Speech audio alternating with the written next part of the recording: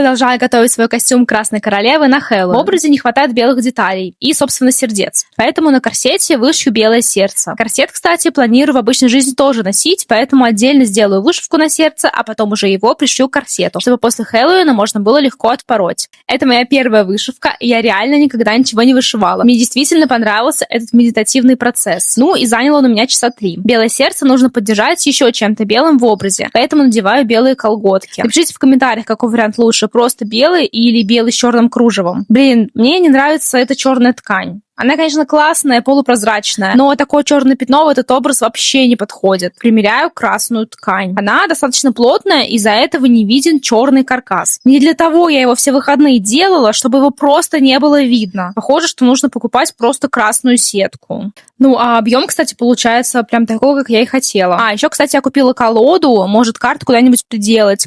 Жду ваших вариантов в комментарии.